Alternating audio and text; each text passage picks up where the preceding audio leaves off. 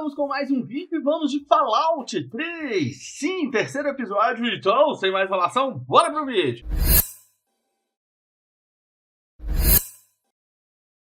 A gente vai falar desse episódio 3 que, assim, eu vou ser bem sincero. Com o primeiro episódio e o segundo episódio, eu achei, assim, que o terceiro episódio já seria um pouco mais morno em relação aos outros dois primeiros, né? Porque, normalmente, quando a gente tem uma série, a gente acaba tendo os dois primeiros episódios, os dois últimos episódios sendo mais, sei lá, mais agitado, mais apresentando mais coisas e deixando coisas mais em aberto para ir solucionando ali no meio dos episódios e no caso dos dois últimos episódios, as coisas serem solucionadas na próxima temporada, né?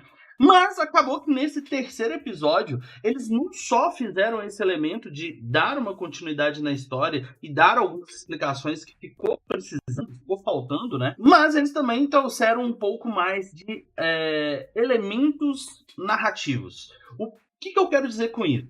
Basicamente, quando a gente está criando um novo universo ou uma nova história, alguma coisa assim, em questão do storytelling, narrativa e tudo mais, a gente pergunta, e se? E se acontecesse um cataclisma nuclear? O que aconteceria? E aí a gente vai descrevendo os pontos, né? E aí, nesse ponto, a gente tem a questão dos necróticos, que é um elemento que acaba que as pessoas ficam ali com uma semivida, e pelo que a gente viu, né, o Cooper, ele usa um líquidozinho lá que ele ingere pela boca, que talvez seja o que mantém ele vivo. Pelo menos é o que deu a entender.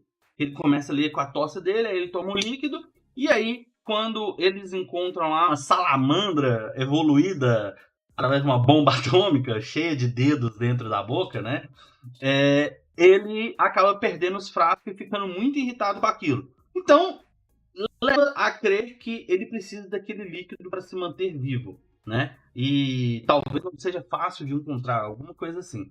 Mas no começo ali, no começo do episódio, a gente vê a apresentação do Cooper quando ele ainda era ator, era famoso.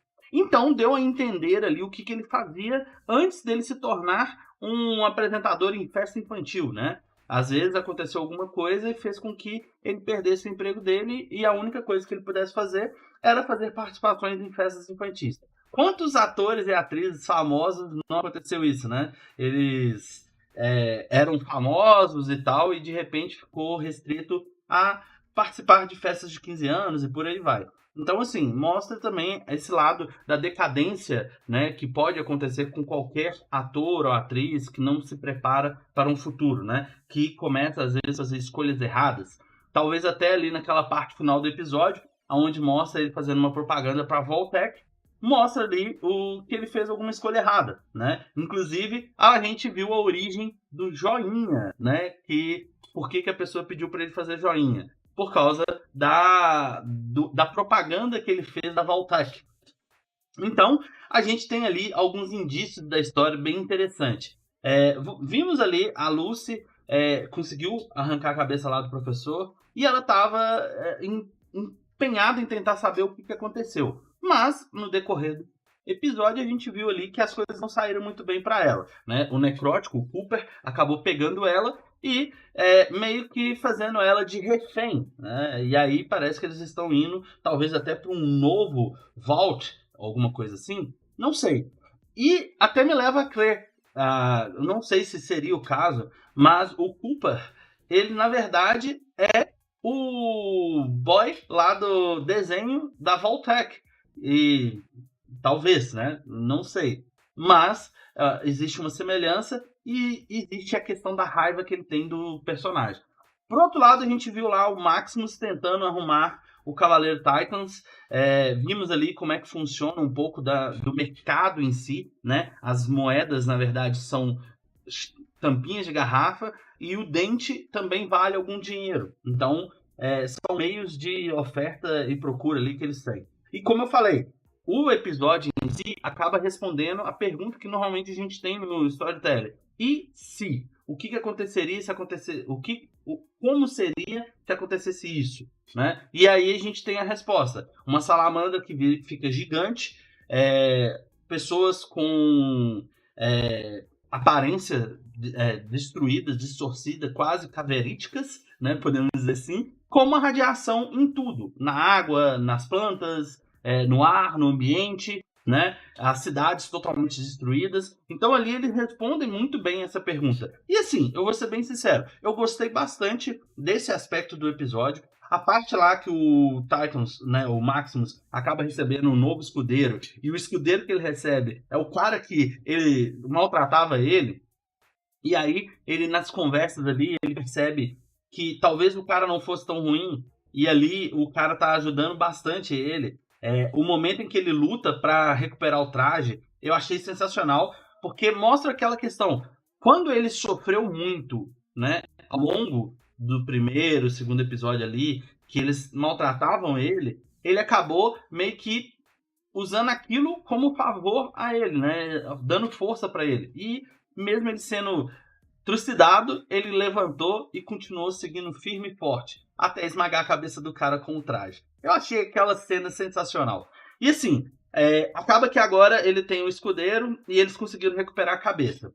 Já por outro lado, a gente tem um acompanhamento da história dentro do Vault 33, aonde eles têm alguns prisioneiros, né? E aí vem o espírito do irmão da Lucy de querer matar os prisioneiros, né? Então, assim, seria aquela questão, eles não teriam a mesma compaixão da gente, por que a gente tem que ter compaixão deles?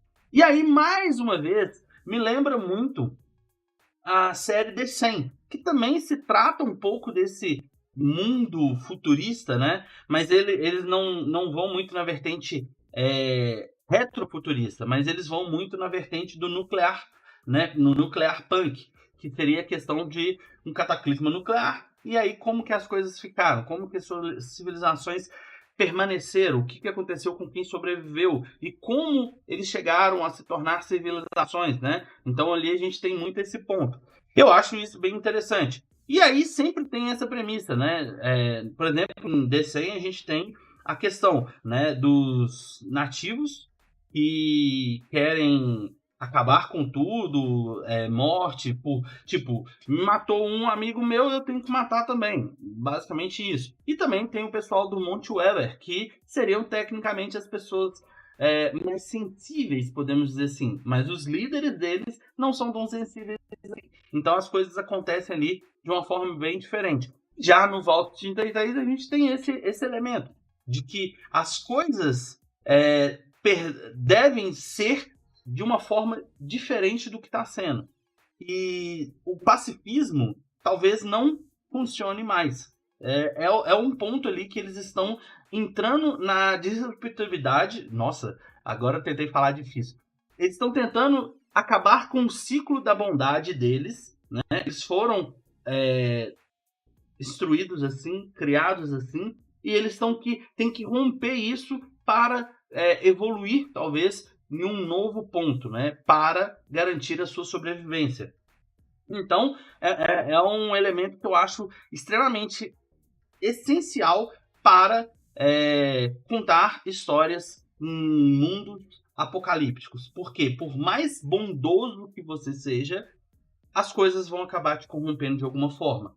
E aí que entra a questão do Cooper. No começo a gente viu que ele estava fazendo uma cena de um filme, alguém queria matar. E agora a pessoa olhou feio para ele, ele atira, matando. Então assim, o que fez ele evoluir a esse ponto?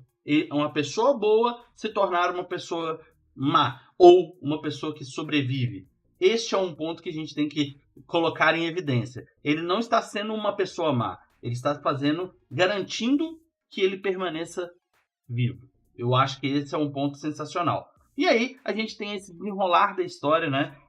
Aonde que fecha o episódio com a chave de ouro, que o Titans lá, o Maximus, recuperando a cabeça do Dr. Wiggs e, no caso, a Lucy sendo levada para algum lugar. Ela pedindo água e o Cooper não vai dar água para ela. Então, assim, eu achei sensacional. Até agora eu tô gostando bastante dos episódios. Tô tentando não acompanhar nenhuma outra crítica relacionada aos episódios. Eu sei que já tem gente fazendo crítica, fechando toda a temporada, mas eu tô gravando pra vocês à medida que eu tô assistindo os vídeos. E é uma coisa que eu vou fazer. Eu assisti o vídeo, vou gravar pra vocês para ter algo ali em tempo real. Independente se já passou, se não passou, O importante é eu compartilhar com vocês aí os meus pontos de vista, o que eu achei, o que eu não achei. E eu quero que você faça isso também. Deixe aqui embaixo nos comentários a sua opinião. Se gostou do vídeo, deixa aquele like, compartilhe o vídeo com os amigos. Se ainda não é inscrito no canal, se inscreva. Nos vemos no próximo vídeo. Tchau!